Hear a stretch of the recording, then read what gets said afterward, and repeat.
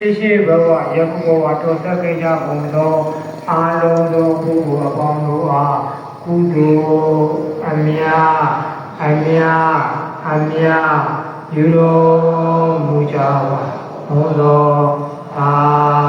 ဓုလူရှင်မိသား